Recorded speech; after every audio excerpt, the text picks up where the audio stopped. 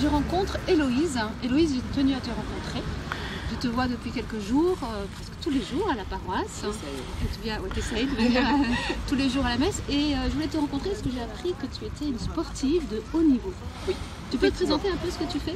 Bien sûr, donc je m'appelle Héloïse Le Sueur Émonin, donc mariée depuis 2 ans, en plus dans cette belle paroisse. Oui. Donc je fais du saut en longueur, j'ai 31 ans. Et donc on vit à Fréjus depuis maintenant 4 ans. D'accord. Tu fais du saut en longueur, donc c'est ta vie, c'est ton travail. Et tu fais ça à quel niveau en fait? Alors je pratique cette discipline et ce sport depuis à haut niveau. C'est un métier, c'est mon métier. Ouais. Et je le pratique depuis pas loin de 15 ans maintenant. Pas loin de 15 ans. Ouais. Je crois que tu pars bientôt pour un gros défi. Oui, un énorme défi qui se déroulera justement à des dates qui sont quand même très symboliques pour nous aussi, donc le 5 et le 6 octobre. Oui. Donc je partirai au championnat du monde qui se dérouleront au Qatar. Oui, championnat du monde, c'est quand même pas rien. Alors Héloïse, ce qui nous intéressait aussi, c'est de savoir comment tu vis ta vie de femme chrétienne dans le monde du sport de haut niveau. Écoutez, c'est vrai que c'est une excellente question, on me l'a jamais posée, mais c'est l'occasion d'y répondre. Écoutez, je vais vraiment très bien. Ouais. On a quand même la chance, en tout cas pour moi, à travers le sport, de pouvoir exprimer justement nos croyances et notre religion à travers le sport. Bon, après, évidemment, moi j'aurai toujours mes petits signes personnels. C'est ça, tu portes toujours quelque chose. Toujours, là, ça c'est la petite croix de mon baptême, enfin la petite médaille de mon baptême. Donc, je suis quand même assez fière de pouvoir la porter.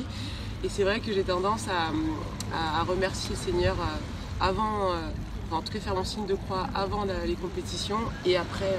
Tu lui confies tes défis? Toujours. Je sais que je sais qu'il sera toujours avec moi et je lui confie toujours mes journées et puis tout ce que je vais entreprendre dans les jours à venir et tout au long de ma vie tout simplement. Oui, alors est-ce que tu arrives à témoigner? Est-ce que tu as de temps en temps des rencontres dans ce milieu-là? Comment est vécu? Est-ce que ta foi est reçue? Est-ce que tu arrives à partager? C'est vrai que c'est assez particulier parce que c'est vrai que c'est que depuis que je viens un peu plus souvent à la messe que je ressens quand même ce besoin, et c'est vrai que ce besoin de témoigner et d'essayer en tout cas d'entrer en contact avec l'autre et de effectivement témoigner un maximum. Donc dans un premier temps, c'est vrai que c'est pas évident parce qu'on sait pas du tout comment aborder la chose. La première personne avec qui c'est arrivé, c'était avec mon entraîneur. Qui n'est pas spécialement, qui n'est pas croyant, mais qui croit en quelque chose. Ouais. Et c'est vrai que c'était lors d'une séance, donc c'est quand même assez particulier parce que l'entraînement est quand même un moment où j'ai besoin de me concentrer. Mais là, j'ai senti qu'à ce moment-là, il y avait une ouverture. Ouais, il y avait une ouverture et que je pouvais peut-être essayer de lui faire comprendre.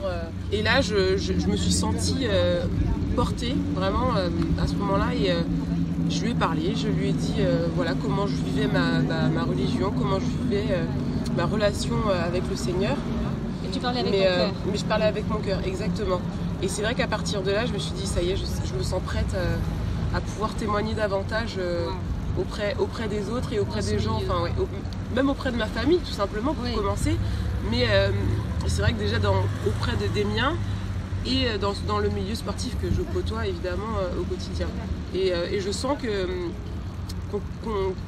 comme je le disais au début, il y a cette forme de réticence qu'il faut dépasser à un moment. Qu'il faut dépasser. Comme dans le sport. Exactement. Il faut faire un effort. Exactement. Et en même temps, c'est comme dans le sport, il ne faut pas lâcher, il faut avoir envie de se dépasser. Et c'est vrai que c'est ce que je fais. Et après, la finalité est ce qu'elle doit être, mais en tout cas, j'ai pas peur de témoigner. Exactement. Puis l'Esprit Saint prend le relais. Ouais. Mais alors, tu es une femme, donc tu fais du sport, tu as des défis, qui a l'habitude de se dépasser aussi. Alors, Mission Femme Lève-toi, justement, c'est pour aider les femmes à se lever, à se mettre en marche, à rentrer dans l'audace de la mission, d'annoncer le Christ, de se bouger pour le Seigneur. Et qu'est-ce que tu dirais, toi, en tant que femme sportive, toi qui vis ça jusque dans ton corps, qu'est-ce que tu dirais aux femmes? Peut-être qu'il y a parmi nous des femmes qui vont écouter, qui sont des femmes découragées, qui sont des femmes fatiguées, qu'est-ce que toi, ton mot de femme aux femmes? Moi, je leur dirais, avec vraiment énormément de sincérité, je leur dirais, ne lâchez rien, croyez en vous sincèrement, écoutez votre cœur, parce qu'on n'est jamais seul. Le Seigneur sera toujours, toujours, toujours avec nous. Et levez-vous et allez-y. Allons-y. Allons-y, on ne lâche rien. Amen. Amen. Merci, Avec merci grand beaucoup plaisir. Héloïse. À Avec grand bientôt. plaisir. À bientôt les sœurs. Au revoir.